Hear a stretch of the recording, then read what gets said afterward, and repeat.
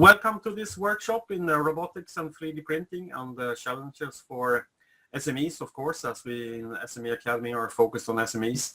And I guess also robotics and 3D printing will mean challenges to a lot of organizations and individuals. So that's a good reason to have this workshop. I updated the agenda and we will start now with the round of presentations also. We know who are here.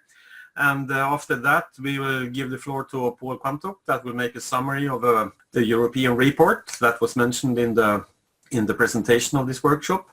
And after that, we will listen to Lino and Rafaela, who has been working with the training program for 3D printing and robotics, and see what they have found so far. And they will tell us a little bit about the content and how we can use it.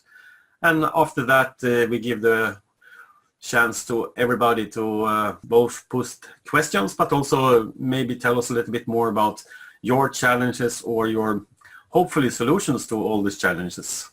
Let's start with the presentation. So in my list, Andreas is first. So welcome to tell you a little bit about you, Andreas. Thank you very much, Kenneth. Can you hear me? Yes, we can hear you. Very good. Good morning to everyone.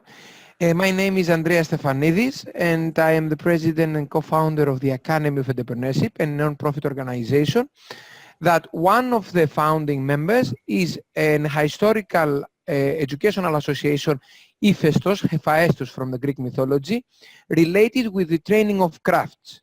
But the last 20 years, this craft training in Greece is stopped, is abandoned. So I'm very much welcome this initiative because we would like to revitalize the training of crafts with new training in 3D printing and robotics to fight the unemployment of Greece that is more than 25% the general unemployment and more than 50% the unemployment of youth. And now the recent challenge of the integration of refugees and migrants that we have the last 2.5 years in our country. So thank you very much, and I'm here to listen all the prospects. Thank you, Andreas. Thank you. And I think a key word is revitalizing a lot of the domains. So that's fine. Okay, let's continue with Johan. Okay. Good morning, everybody. My name is Johan Örnberg. I am actually retired.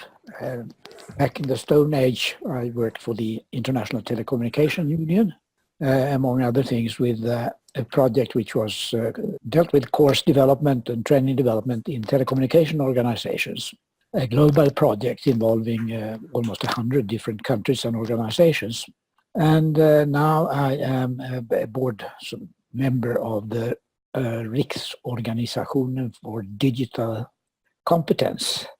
And that's about it, I think, yes. Thank you, Johan. Thank you, Johan. And then we give the floor to Lino. Morning, everyone.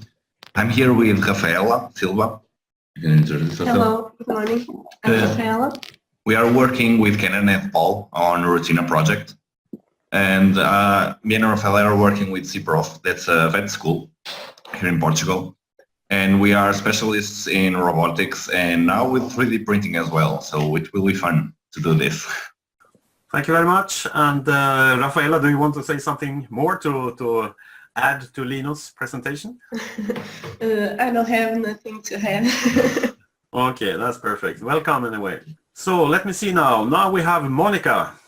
Good morning, everybody. So my name is Monica Trif. I'm working for CENTIF GmbH. It's a multidisciplinary research organization located in Bremen, Germany. And we are developing and marketing innovative products and processes with and for the industry. And we are now very interested in 3D printing. I have a PhD in biotechnology, and for more than 15 years, our company has been involved in different European projects. So we are open for collaboration, of course, new ideas. Thank you very much. Thank you. I can see we have also Samira with us, but I can't see that you have a microphone, so I don't know if you have a problem with that. Okay, I can see you writing in the chat. So I think we will see if we can catch up with Samira later. So then I give the floor to Paul and for a short introduction of yourself and your organization, and then you are free to start also the keynote speech of this morning. Well, good morning, everybody. Welcome. Thanks to Kenneth for arranging this event for us to spread the word about our project and where we want to go. Well, my name is Dr. Paul Quantoff. I'm the leader of the Rotina project and basically co-inventor of the project along with our Portuguese colleagues. I've been dealing with the EU for 43 years, ever since the UK joined the EU. And it looks like I'll still be working when we leave the EU in 2019. I'm the director, managing director of EU15 Limited, which is a consultancy, training and outplacement company based in the UK, and we're the promoters and coordinators of the Rotina project. I'm also chairman of the Foundation for Entrepreneurial Participation, which is a not-for-profit organisation, which is allied to EU15 and its activities. And we were funded by the UK government to start this, and entrepreneurship, robotics, AI, 3D printing, they're all sort of working together. So our training company did this project, and the foundation will then take on, once it's finished, we'll obviously take on some of the activities and outputs and use that as part of our services around the world as well. So that's a bit about me and our company. Yeah, that's perfect, Paul. And I see that Samira has got her microphone working, so maybe we let her do the introduction before we can start. Okay, yeah, thank you, Paul. Thank you, Paul. So, Samira. Yes. Welcome. Thank you. Sorry for being late. I was stuck in a meeting. You know, today is the celebration of our Independence Day in all schools. So I was invited as a guest of honor. So I'm back to the office. Oh, that's great. That's great. Thank you. So please just tell us a little bit about yourself and your organization. Okay. Actually, I am an entrepreneur. I have a degree in computer science, where I've studied in Malaysia. I have my MBA as well. And I work a lot with women entrepreneurs, and I have my own training institution as well, where I give training in IT. IT means from the office package, computer repairs, networking, servers, and moving on more on a bit on coding now, how I work. And I'm also mentor for Sherry Blair Foundation, and I speak a lot around the world for different organizations. So I've been winning lots of awards since 3 years now. So I've been winning the Women Superachiever Awards by Femina. It was 2 weeks back. I was in Mumbai. And then I've won the award last year for the top 25 most influential women here in Mauritius. So I work alone in the office. I have my colleagues who works with me, but they are part-time. And I'm the only woman working in the IT field here, and the rest of my colleagues are all men. And I'm trying to promote, I have a vision this year to promote more coding among the girls in the school, and as well to work on more application for entrepreneurs as well. That sounds really interesting and not at least challenging, but so we have to big cheer for all your awards and the hard work you're doing for this. And I just can agree with you. We need more girls to enter this industry, both on the soft developing side, but also on the more hardcore technology side. Sure. So it's I think we have the same situation all over, and we are always looking for how to motivate and how to inspire, and maybe we can contribute to that from SME Academy as well. And yeah, sure. Because actually I'm planning to move more a bit about webinars, because most of the people here, they are very stuck with meetings and work, so they say they can't have any time to attend your workshop. I say, okay, the best way is you sit at home, we prepare the webinars, and then you sit from home and work and learn from there. I think this is the best way I think we need to go. No, that's perfect. That's perfect. Okay, thank you, Samira. And now we can get back to Paul and let's hear a little bit about the interesting and maybe inspiring and motivational report that you have to you can present for us. Thank you, Kenneth. Right. Well, how did the project start? Where was the germ of the idea? Well, in 2016, there was a global survey done of the 100 largest employers, and it showed that they expect a total of 7.1 million jobs will be lost due to automation between 2015 and 2020. And 2/3 of these will be lost in routine office and admin tasks. So, but on the upside, they expect 2 million new jobs to be generated, predominantly in the areas of computers, mathematics, architectural engineering, and so on. So there is an up and a downside to this. However, whether robotics and these other new technologies will in the end create more or less jobs is open to question. It's clear that workers will need new skills and become also familiar with and adept at working with robots, to strip away some of the fears about robots and what they can do and so on. I mean, everybody's seen the films and the apocalyptic robots taking over the world and so on. So there's always this sort of myth. We need to, get down to basic level here. So with those ideas in mind, myself and Portuguese partners, we've talked in the past about those projects, and we said, why don't we create something, basic computers, to strip away this myth? So instead of high-level mathematics and computing courses, which are available, we wanted to get down to grassroots.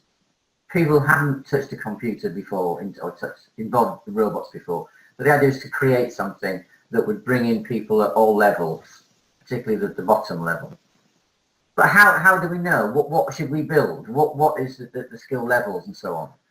So in order to determine, what the needs, expectations and conditions among the training providers, the SMEs and individuals. The first part of the project, we conducted an extensive desk research and web-based European survey. Survey questionnaires were structured, containing constituting about 20 questions, dividing into two parts. One focusing on robotics and the other focusing on 3D printing. And the three key groups of stakeholders which we targeted were vocational education and training institutions, SMEs as a potential users, and individuals. So it was ideal to get a flavour of what each of those three constituent parts of this, what they wanted, what they required. The questionnaire was developed in English, but it's translated into the various partner languages. So we have partners in Portugal, Austria, UK, Sweden, and Slovenia. So we were able to get a mix of countries from the more advanced countries to the less. So trying to get a view of the various activities that and view about robotics and 3D printing in different types of countries.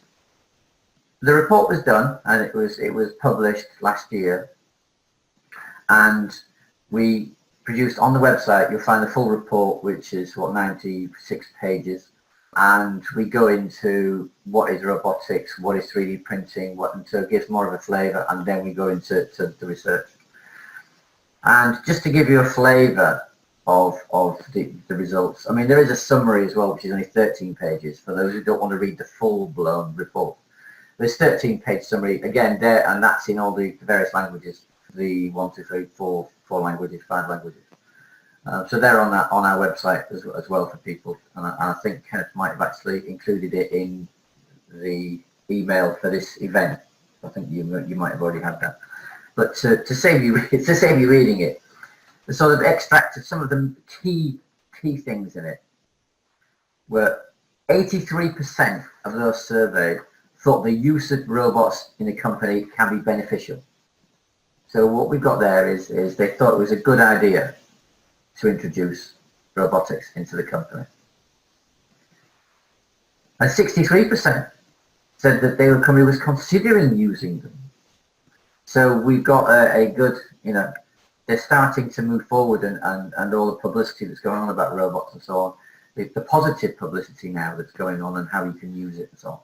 That's the good bits of this. But some of the downside is only 36% of those responded knew how to use a 3D printer. It was all, you know, this thing gets created on a computer. How does it do it, and so on. So they weren't clear. It is not clear as to what they, you know, how to use it. But 82% of SMEs that responded thought that employees would benefit from more knowledge about the use of 3D printing. There's this idea of, yes, it sounds a good idea, 3D printing. We know it's valued, but you know, we don't know how to use them. We don't know about them, what they're about. But we think they're a good idea. So you've got a nice, you know, a need there. And the also interesting fact was 67% of the SMEs thought the use of 3D printing and robotics would improve their competitiveness and reduce their costs. So they're thinking here that this is a really good idea. We don't know a lot about it, but from what we've heard, it could improve our standing and improve our competitiveness, reduce costs, and so on and so on. So it's starting to, you know, to get there. But if they don't know about it, how do they get to know about it? And the staggering facts that came out of this survey was 86% of respondents thought that schools and education institutions should provide more 3D printing courses. They're just not really available. And 96% said they needed more robotics courses, basic courses. Not your PhDs and your master's courses and your mechanical engineering and your, no. What is these robots? What are they? How do you build them and so on? So sort of basic sort of knowledge. You've got the need there, but there's not enough out there to satisfy that need. There's not enough training courses out there to satisfy the need of 3D printing needs and also basic robotic needs. And interestingly enough, the reason for some of this is that over half the people surveyed could envisage their own work being carried out by a robot. So they've already got it in their heads that basically these robots and AI and so on and 3D printing, it's going to start taking over our jobs. So they've already got a view there. But what do? They need to know about it, need to understand it. You know, you need to understand what you're up against in a sense. So it was actually from that particular fact that we took from this, we've now created we've just built creating a new EU funding course, a new project to which we're going to submit in March. Kenneth's involved, our Portuguese colleagues are involved in basically how do you implement in the company, how do you integrate new technology and keep the workforce happy? How do you merge the two together? Introduce it? What's the best way of introducing this new technology into your company? And another project that we're doing specifically about conflict, humans versus machines. If you put humans and machines in a company together, you're going to get conflict. So again, that's another project we're looking at. So we're thinking about this. It opens up a lot of doors in the sense of a lot of opportunities. And as far as the actual training providers themselves are concerned, only 23% of those the survey said they offered any standalone robotics courses at all. They were all part of these high-level courses. So you might have mechanical engineering and stick on a module about robotics, or you might have, you know, whatever. So no standalone, and 23% is very low as far as I'm concerned. But the need is there. So on this survey, suggested the need. We want it. We want to help it for small businesses and help us grow, but we don't know about it. The employees want it. The managers want it, but they're not being provided for by the training institution. It's lagging behind in what they're doing. Basically, in conclusion to that, in respect to both robotics and 3D printing, all the respondents would welcome educational institutions providing more knowledge and training and opportunities on robotics and 3D printing, the basic stuff. Now, once these people get the basic knowledge, fine. Some of them will then move on to higher level. It's like a career pathway in a sense. They'll move on and get interested and do more. Others won't. Others will at least, I can understand it now. They can understand the technology at least. So we want, and part of the way we wanted to, once we found all this survey, because the results confirm that our outputs will contribute to the needs of the labour market as well as the training sector. And we developing training modules, appropriate ones, with the expectation that these can be used by training institutions to offer standalone courses or put them in, say, a management course. So you can have modules of 3D printing and also robotics, but put them in management, not necessarily the communicate the high-level courses that we're talking about. We wanted to build courses from the results we've got. We wanted to build a course whereby somebody could take it and actually build a robot themselves. So they ended up with actually a working little robot that would do various things. And this was a challenge that we presented to the Portuguese because they're leading that part of the survey, that part of the project, which is actually about building, transferring this knowledge about what is a robot, what does it do, how do you build it, what do you need to do it, what is 3D printing, how do you get, how do you get something, how do you build something through 3D printing, and so on. And that sort of idea. So we wanted to get it down to a level where it's understandable. So if you don't know much about, if you say, right, we're going to introduce robots into the company, well, what is a robot? This course will allow you to actually give you the basic knowledge of how they work and actually produce one. So you can actually produce a robot. And part of that is you can produce the parts of this robot by using 3D printing.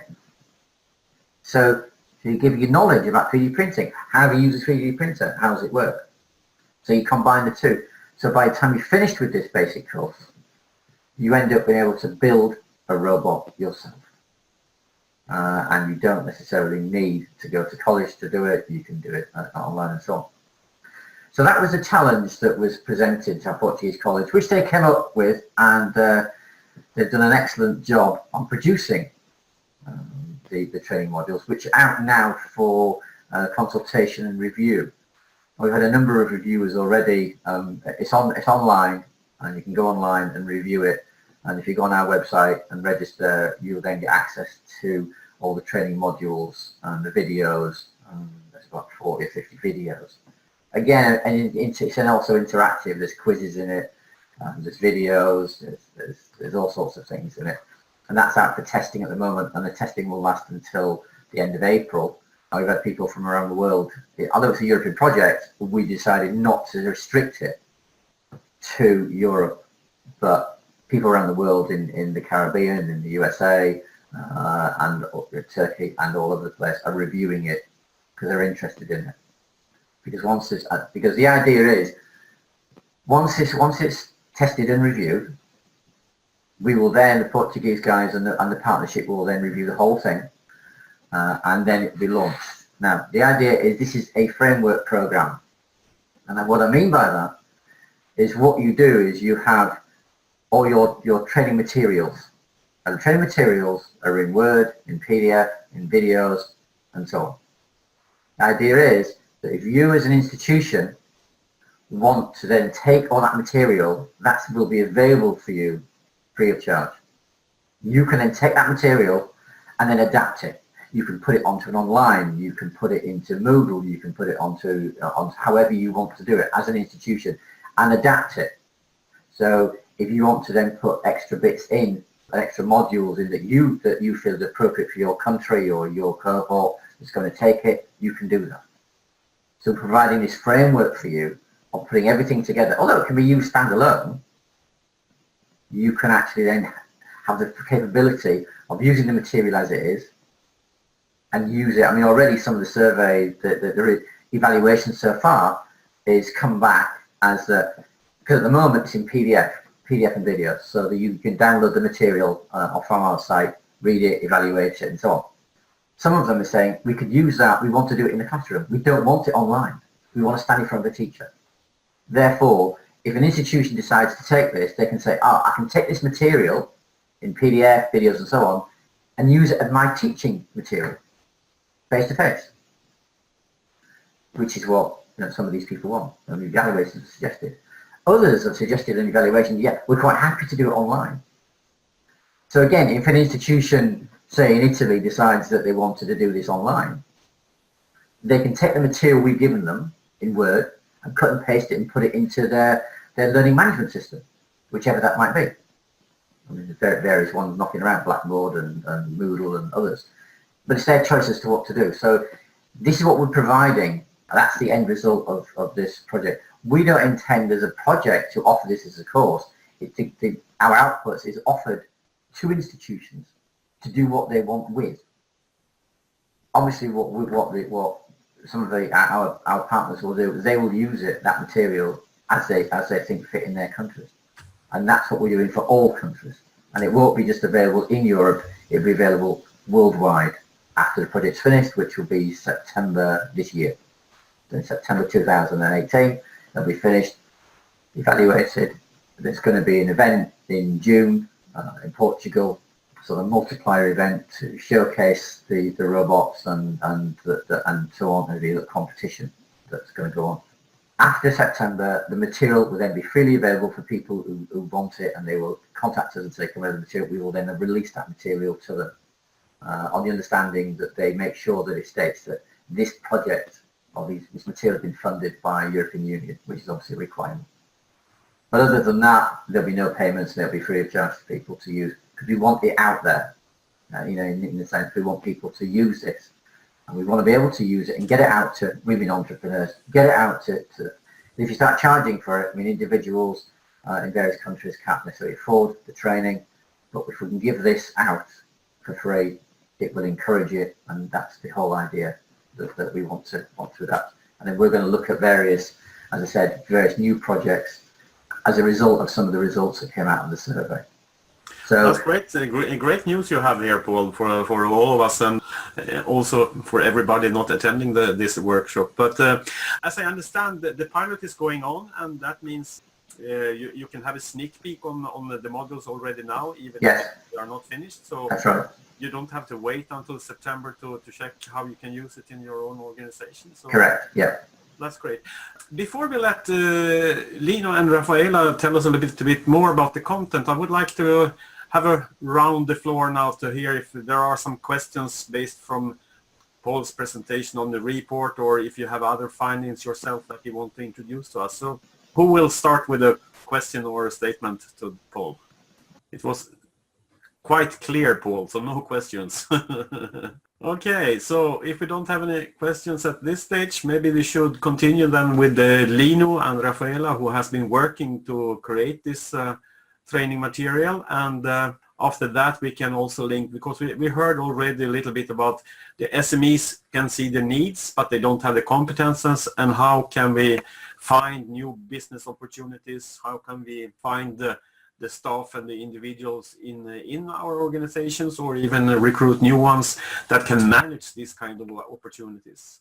And the combination you mentioned, to use 3D printing to print parts and to put them together to create a robot, that is like taking care of the whole process. And from the handicraft and to tourism or whatever, it's only the imagination that puts the limits on how this can be used actually. And the purpose of this is to, as we talked with Samira, it's about motivation and inspiration, and to start from one corner and then you can develop. If nobody wants a chance to say something before, I give the floor to Lino.